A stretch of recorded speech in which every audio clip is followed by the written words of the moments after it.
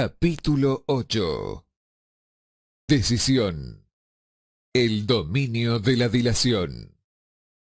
El séptimo paso hacia la riqueza. Un análisis efectuado sobre más de 25.000 hombres y mujeres que habían experimentado el fracaso puso en evidencia el hecho de que la falta de determinación era casi siempre el factor que encabezaba la lista de las 31 grandes causas de fracaso. La dilación, lo contrario de la decisión, es un enemigo común que deben superar casi todas las personas. Usted se encontrará con la oportunidad de poner a prueba su capacidad para tomar decisiones rápidas y concretas cuando termine de leer este libro y esté listo para poner en práctica los principios aquí descritos. El análisis de varios cientos de personas que habían acumulado fortunas bastante más allá de la marca del $1.000.000 puso de manifiesto el hecho de que cada una de ellas tenía el hábito de tomar decisiones con rapidez y de cambiarlas con lentitud, siempre y cuando se viera la necesidad de esto. Las personas que no logran acumular dinero tienen, invariablemente, el hábito de tomar decisiones, si es que las toman, muy lentamente, y de cambiar esas mismas decisiones con rapidez y frecuentemente. Una de las cualidades más notables de Henry Ford era su costumbre de tomar decisiones rápidas y definitivas, y de cambiarlas con lentitud. Esta cualidad era tan pronunciada en el señor Ford que le hizo ganarse la reputación de ser un hombre obcecado. Fue justamente esa cualidad la que le hizo continuar con la fabricación de su famoso modelo T, el coche más feo del mundo, en un momento en que todos sus consejeros y muchos de los compradores del coche le estaban pidiendo que lo modificara. Quizás Ford se retrasó demasiado en efectuar el cambio, pero la otra cara de la moneda es que la firmeza de su decisión le permitió obtener una tremenda fortuna antes de que se hiciera necesario cambiar el modelo. No cabe duda alguna de que la costumbre del señor Ford de tomar decisiones definitivas llegó a asumir la proporción de la obstinación, pero esa misma cualidad es preferible a la lentitud cuando llega la hora de tomar decisiones, y a la rapidez a la hora de cambiarlas.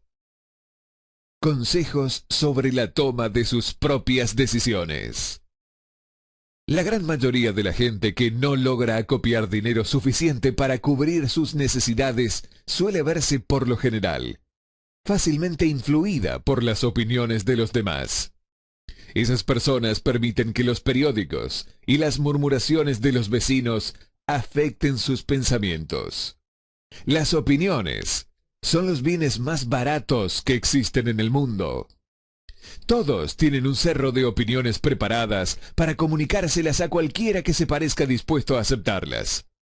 Si usted se deja influir por las opiniones cuando se trata de tomar decisiones, no tendrá éxito en ninguna empresa y, mucho menos, en la de convertir su propio deseo en dinero. Si permite que las opiniones de los demás lo influyan, llegará a no poseer deseos propios. Cuando empiece a poner en práctica los principios descritos aquí, guíese por su propio consejo, tome sus propias decisiones y aténgase a las mismas. No confíe en nadie más que en los miembros de su equipo de trabajo, y asegúrese de haberlos escogido correctamente, eligiendo solo a quienes estén en completa alineación con su meta y que muestren simpatía con ella. A menudo, los amigos íntimos y los parientes ponen obstáculos por medio de opiniones, aunque no sea esa la intención. A veces lo hacen incluso a través del ridículo, con la idea de que sea humorístico. Hay miles de mujeres y hombres que sufren de complejos de inferioridad durante toda la vida, justamente porque alguien bien intencionadamente, pero con ignorancia, destruyó su confianza en sí misma mediante las opiniones o el ridiculizar. Usted dispone de una mente y un cerebro únicos. Utilícelos y tome sus propias decisiones. Si lo que busca son hechos o la información de otras personas que le permitan tomar sus decisiones, como sucederá en numerosos casos, lleve a cabo esos hechos o asegúrese con discreción de la información que necesita, sin descubrir cuáles son sus objetivos. Una de las características de las personas que tienen solo conocimientos elementales o escasos es intentar dar la impresión de que poseen muchos conocimientos. En general, esas personas hablan demasiado y escuchan muy poco. Mantenga los ojos y los oídos bien abiertos y la boca cerrada, si lo que quiere es adquirir el hábito de una toma de decisiones rápida. Quienes hablan mucho hacen poco. Si usted habla mucho más de lo que escucha, no solo se privará a sí mismo de muchas oportunidades de acumular conocimientos valiosos, sino que también habrá puesto sus estrategias y propósitos al descubierto ante personas a las que les encantará desilusionarle porque, en realidad, lo envidian. Recuerde también que cada vez que abra la boca en presencia de una persona que posea grandes cantidades de conocimientos, estará desplegando ante ella su reserva exacta de conocimientos propios, o su falta de la misma. La verdadera sabiduría suele llamar la atención merced a la modestia y el silencio. Tenga en cuenta el hecho de que cada persona con la que usted se asocie estará buscando, como usted mismo, la oportunidad de acumular dinero.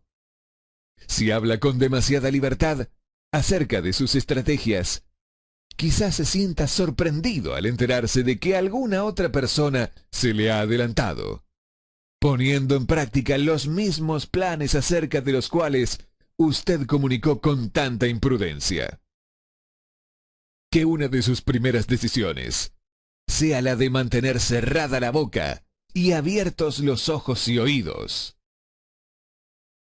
Como una forma de recordarle este consejo, sería útil que copiara el siguiente epigrama en letras mayúsculas y lo colocara donde pueda verlo a diario. Dígale al mundo lo que intenta hacer, pero llévelo a cabo antes de decirlo. Esto es como decir, lo que cuenta son los hechos y no las palabras. Libertad o muerte en una decisión.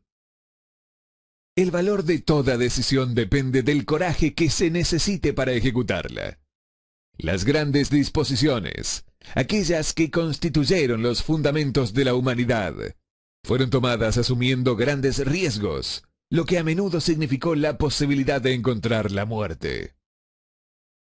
La decisión de Lincoln de promulgar su famosa Declaración de la Emancipación, mediante la cual se otorgaba libertad a las personas de color en los Estados Unidos, la tomó a sabiendas de que ese acto pondría en su contra miles de amigos y partidarios políticos. Sabía también que llevar a cabo esa proclamación significaría la muerte de miles de hombres en los campos de batalla. Finalmente, le costó la vida a Lincoln. Eso requirió valentía. La decisión de Sócrates de tomar la venenosa cicuta, en lugar de comprometer sus creencias personales, fue un acto de gran coraje. Se adelantó 1000 años a su tiempo y dio el derecho a la libertad de pensamiento y de palabra a todos los que todavía no habían nacido. La decisión del general Robert E. Lee de apartarse de la Unión y tomar partido por la causa del Sur también fue una acción valerosa, puesto que él sabía que podía costarle la vida, además de la de muchos otros. 56 que se arriesgaron a la horca. Pero la mayor decisión de todos los tiempos, en lo que se refiere a los ciudadanos de lo que más tarde serían los Estados Unidos, se tomó el 4 de julio de 1776, en Filadelfia, cuando 56 hombres estamparon sus firmas en un documento que, como muy bien sabían, aportaría la libertad a todos los norteamericanos, o bien dejaría a cada uno de los 56 colgado de una cuerda por el cuello. Sin duda habrá escuchado de ese famoso documento, aunque tal vez no haya extraído del mismo la gran lección de logro personal que nos enseña de un modo tan simple. Muchos recuerdan la fecha en que esa gran decisión fue tomada, mas son pocos los que se dan cuenta del valor que se requirió. Recordamos nuestra historia, tal y como nos la enseñan. Recordamos las fechas, los nombres de los hombres que lucharon. Recordamos Bailey Forge y Yorktown. Recordamos a George Washington y a Lord Cornwallis. Pero en realidad, sabemos poco y nada acerca de las fuerzas reales que había detrás de estos nombres, fechas y lugares. Y sabemos menos incluso acerca de ese poder intangible que nos aseguró la libertad, mucho antes de que los ejércitos de Washington llegaran a Yorktown.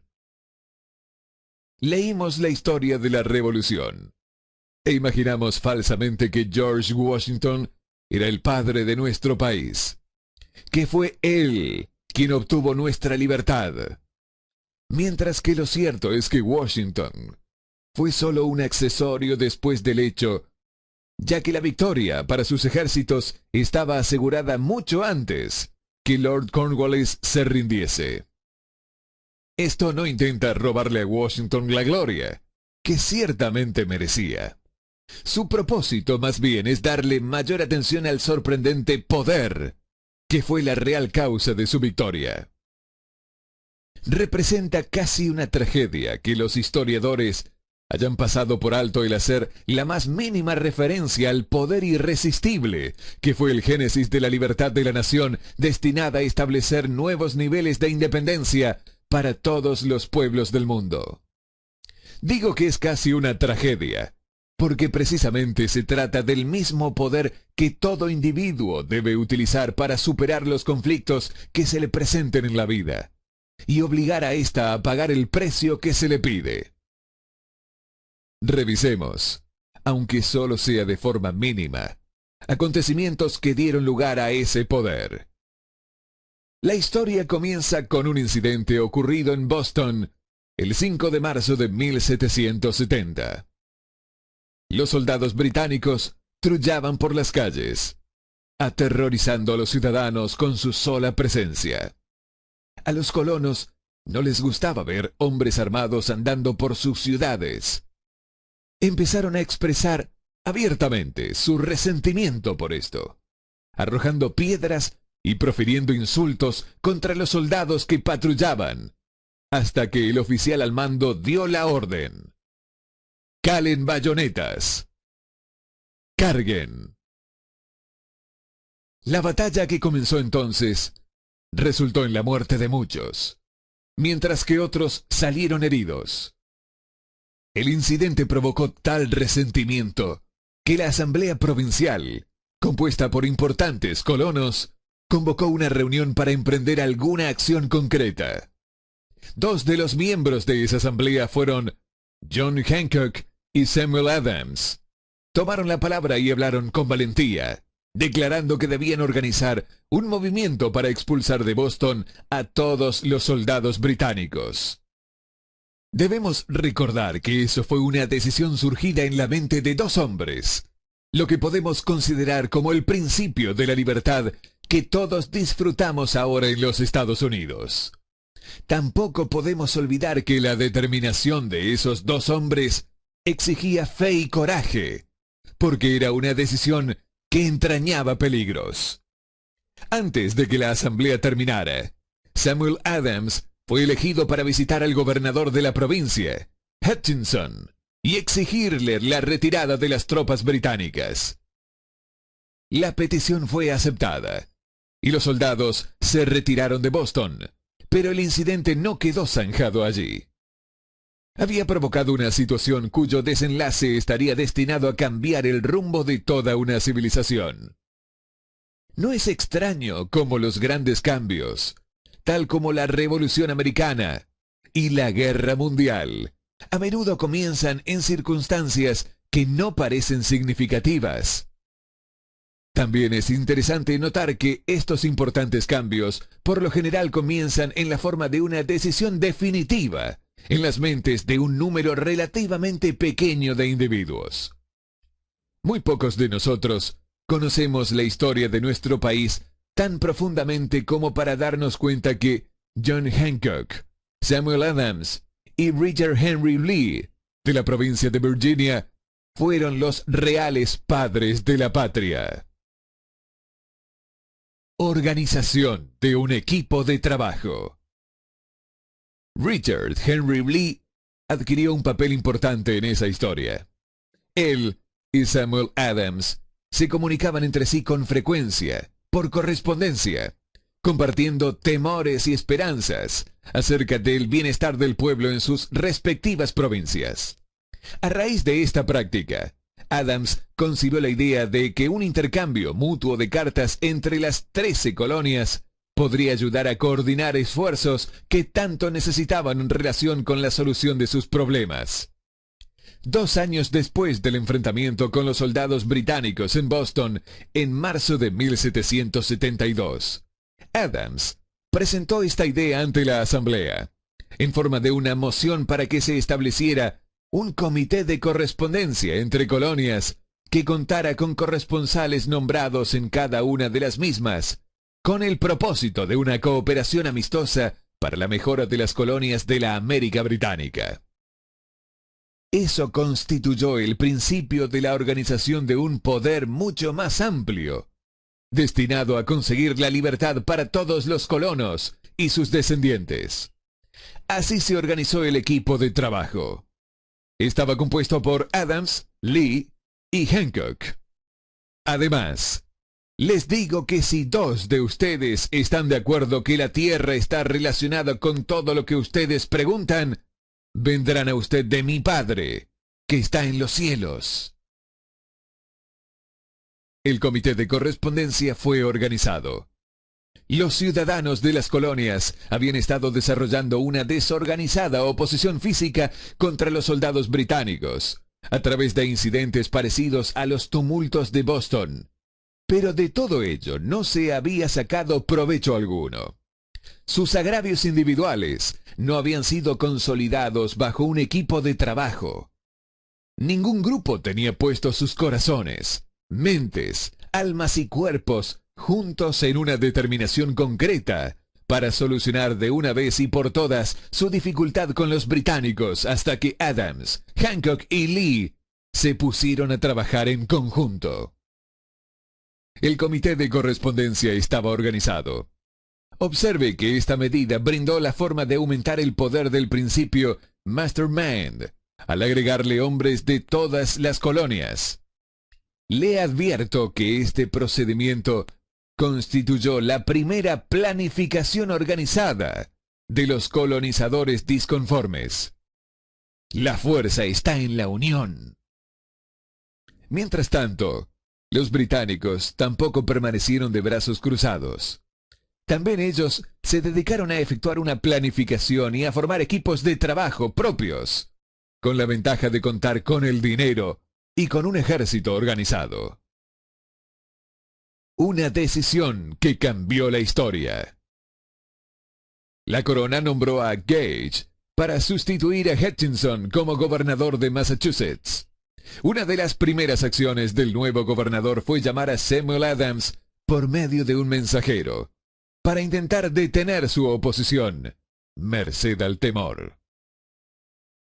Comprenderemos mucho mejor el espíritu de lo que sucedió si citamos la conversación sostenida entre el coronel Fenton, el mensajero enviado por Gage y el propio Adams. Coronel Fenton: he sido autorizado por el gobernador Gage para asegurarle, señor Adams, de que el gobernador ha sido dotado de amplios poderes para conferirle a usted tantos beneficios como le sean satisfactorios. Intento de ganarse a Adams con la promesa de sobornos, con la condición de que abandone usted su oposición a las medidas del gobierno. El gobernador le aconseja que no siga disgustando a su majestad. Su conducta le hace acreedor a los castigos previstos en una ley de Enrique VIII, por la que se puede enviar a Inglaterra a las personas para que sean juzgadas allí por traición, o encarceladas a discreción del gobernador de una provincia.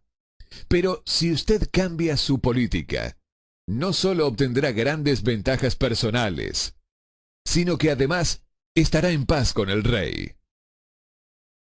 Samuel Adams tenía que escoger entre dos decisiones: cesar en su oposición y recibir recompensas personales por ello, o continuar y correr el riesgo de morir en la horca. Evidentemente, había llegado el momento en que Adams se veía obligado a tomar una determinación que podía resultar fatal. Adams insistió en que el coronel Fenton, bajo palabra de honor, le transmitiría al gobernador su respuesta, repitiendo con toda exactitud las mismas palabras que le dijera. La contestación de Adams fue: dígale al gobernador Gage que confío desde hace mucho tiempo en estar en paz con el Rey de Reyes. Ninguna consideración personal me inducirá a abandonar la justa causa de mi país. Y dígale al gobernador Gage que Samuel Adams le aconseja no continuar insultando los sentimientos de un pueblo exasperado. Parece ser innecesario hacer algún comentario sobre el carácter de este hombre. Debe ser evidente para cualquier lector de este sorprendente mensaje que su emisor poseía lealtad de la mayor clase. Esto es importante. Los chantajistas y los políticos deshonestos han prostituido el honor por el cual un hombre como Adams murió.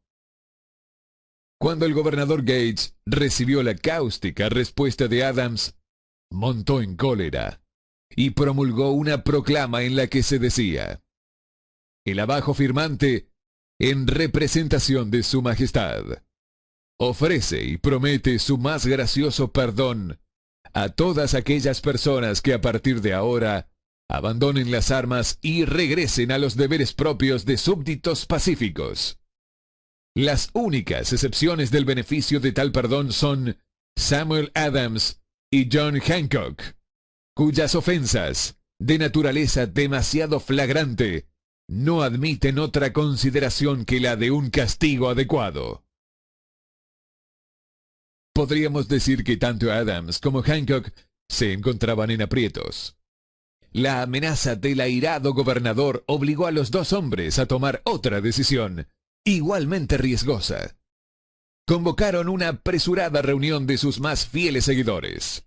Una vez que todos estuvieron presentes, Adams cerró la puerta con llave, se la metió en el bolsillo y les informó que era imperativo organizar un congreso de los colonos y que nadie abandonaría aquella habitación hasta que se hubiera tomado la decisión de convocar dicho congreso.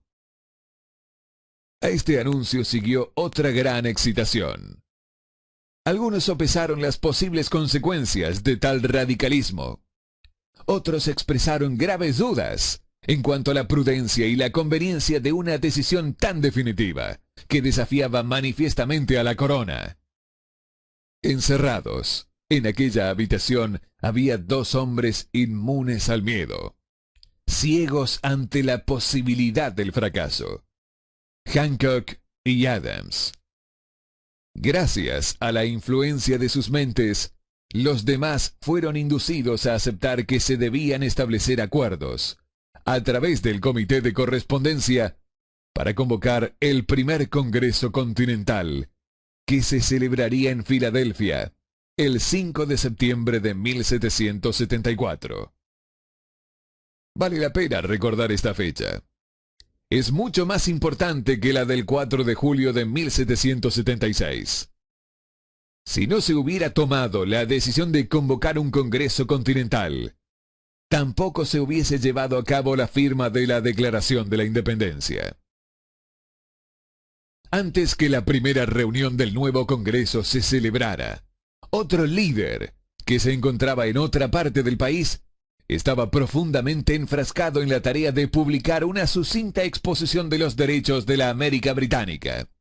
Se trataba de Thomas Jefferson, de la provincia de Virginia, cuyas relaciones con Lord Dunmore, representante de la corona en Virginia, eran tan tensas como las de Hancock y Adams con su gobernador. Poco después de que se publicara su sucinta exposición de los derechos, Jefferson fue informado de que existía la orden de perseguirlo por alta traición contra el gobierno de su majestad. Inspirado por la amenaza, uno de los colegas de Jefferson, Patrick Henry, expresó con claridad lo que pensaba y concluyó sus observaciones con una frase que se ha hecho clásica desde entonces: «Si esto es traición, que sea la mayor de todas». Fueron seres como estos los que, sin poder, sin autoridad, sin ejército ni dinero, tomaron asiento en una solemne consideración del destino de las colonias, dando inicio así a la apertura del primer Congreso Continental que continuaron celebrando cada 2 años, hasta que el 7 de junio de 1776, Richard Henry Lee se levantó, se dirigió a la presidencia y, ante el asombro de la asamblea, expuso la siguiente moción: «Caballeros, presento la moción de que estas colonias unidas son, y deben ser por derecho, estados libres e independientes, absueltos de toda alianza con la corona británica, y que toda conexión política entre ellos y el país del Reino Unido está disuelta, y así debe quedar». La decisión más trascendental jamás escrita sobre papel. La asombrosa moción de Lee fue discutida con tanta pasión y durante tanto tiempo que él empezó a perder la paciencia. Después de días de discusiones, volvió a ocupar el estrado de oradores y declaró con una voz clara y firme: «Señor presidente, hace días que llevamos discutiendo este tema. Es la única línea de acción que podemos seguir. ¿Por qué, entonces, retrasarlo más? ¿Por qué continuar deliberando?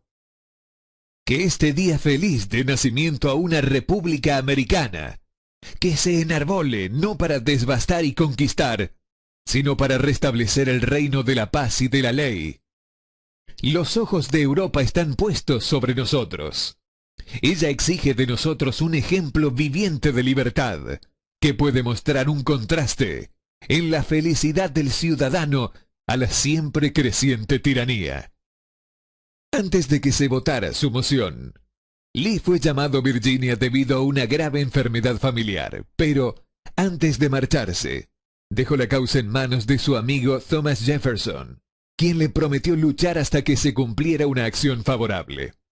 Poco después, el presidente del Congreso, Hancock, nombró a Jefferson presidente de un comité que se abocaría a redactar la Declaración de Independencia.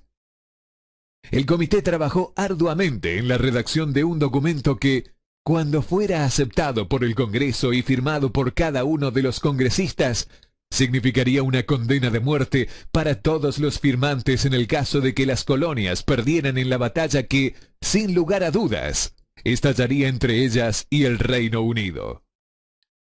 Se redactó el documento y la versión original del mismo fue leída el 28 de junio ante el Congreso. Durante varios días se discutió, alteró y preparó su redacción definitiva.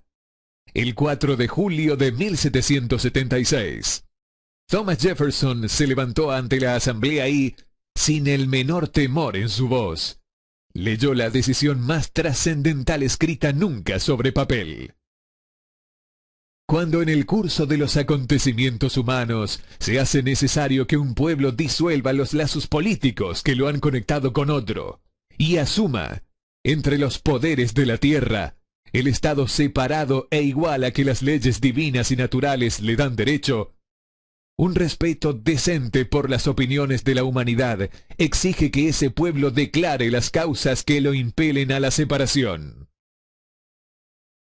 Cuando Jefferson terminó de leer, se votó la aprobación del documento, el que fue aceptado, y después los 56 hombres presentes lo firmaron. Cada uno de ellos ponía en juego su propia vida con la decisión de estampar su firma en aquel papel. Gracias a esa determinación, una nación llegó a la existencia. Una nación destinada a aportar para siempre a la humanidad el privilegio de tomar sus propias decisiones. A través de decisiones tomadas, en un espíritu similar de fe, y solo mediante dichas decisiones, las personas pueden resolver sus problemas personales y ganar para sí mismos altos estados de riqueza material y espiritual. No olvidemos esto. Al analizar los acontecimientos que condujeron a la Declaración de Independencia, podemos convencernos de que esta nación, que ahora ostenta una posición de respeto y poder entre todos los demás países del planeta, fue el fruto de la decisión de un equipo de trabajo compuesto por 56 hombres. Observe bien el hecho de que su decisión fue lo que aseguró el éxito a los ejércitos de Washington, porque el espíritu de esa decisión estaba en el corazón de cada uno de los soldados que lucharon con él, y sirvió como un poder espiritual que no reconoce lo que es la derrota. Observe también, y para mayor beneficio personal, que el poder que dio libertad a esta nación es el mismo que todo individuo ha tenido que utilizar para alcanzar su autodeterminación. Este poder está hecho a partir de los principios descritos en este libro.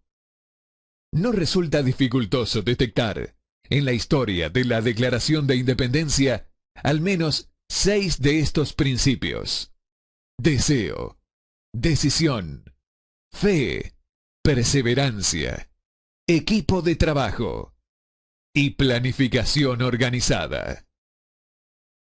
Sepa lo que quiere y en general lo conseguirá. A través de toda esta filosofía se encuentra la sugerencia de que el pensamiento, apoyado por un fuerte deseo, tiene una tendencia a transformarse en realidad. Tanto en esta historia como en la de la organización de la United States Steel Corporation, se encuentra una descripción perfecta de la manera en la que el pensamiento produce esta asombrosa metamorfosis. En su búsqueda del secreto del método, no espere milagros, porque no los hallará. Solo encontrará las eternas leyes de la naturaleza, esas que están disponibles para toda persona que tenga la fe y el valor suficientes para ocuparlas. Pueden ser empleadas bien para aportar libertad a una nación, bien para acumular riquezas. Quienes toman decisiones con rapidez y de un modo definitivo saben muy bien lo que quieren y en general lo consiguen. Los líderes en todas las áreas de la vida son personas que deciden con rapidez y firmeza. Esa es la razón principal por la que se han convertido en líderes. El mundo tiene la costumbre de abrir paso al hombre cuyas palabras y acciones muestran que sabe a dónde va.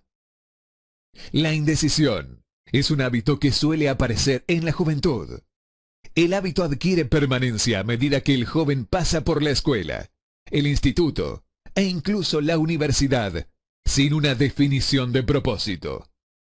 El hábito de indecisión adquirido debido a las deficiencias de nuestro sistema escolar acompaña al estudiante en la ocupación que escoge. Sí, de hecho, escoge su ocupación. En general, el joven que acaba de graduarse busca cualquier trabajo. Acepta el primero que le ofrecen, porque ya cayó en el hábito de la indecisión. 98 de cada 100 personas que trabajan en la actualidad a cambio de un salario ocupan los puestos en los que están porque les faltó la firmeza para planificar el alcanzar un puesto mejor, así como el conocimiento acerca de cómo elegir al empleador. La principal debilidad de todo este sistema educacional es que no enseñan ni motivan el hábito de decisión definida. Sería beneficioso si alguna universidad permitiera la matrícula de algún estudiante, a menos que y hasta que éste declare que su propósito principal es matricularse. Sería aún más beneficioso si cualquier estudiante que entre a la escuela primaria estuviera obligado a aceptar la capacitación en el hábito de decisión, y ser forzados a aprobar un examen en el tema antes de que se les permita avanzar a los demás cursos. La firmeza de decisión exige siempre valor y, a veces, muchísimo. Los 56 hombres que firmaron la Declaración de la Independencia pusieron sus vidas en peligro cuando decidieron estampar sus firmas en aquel documento. Quien que toma la firme decisión de conseguir un puesto de trabajo determinado y de que le paguen el precio que pide, no pone en juego su vida con esa decisión. Lo único que se juega es su libertad económica. La independencia financiera, la riqueza, un negocio deseable o un buen puesto profesional no se encuentran al alcance de la persona que descuida o rechaza la expectativa, la planificación y la exigencia de esas mismas cosas. El que desea obtener riquezas, con el mismo espíritu con el que Samuel Adams deseó obtener la libertad para las colonias, seguro que terminará por acumular grandes fortunas. En el capítulo de planificación organizada, encontrará instrucciones completas para vender cada tipo de servicios personales. Encontrará también información detallada de cómo escoger el empleador que usted prefiere y el trabajo particular que desea. Estas instrucciones no tendrán valor alguno para usted, a menos que usted decida definitivamente organizarlas en un plan de acción.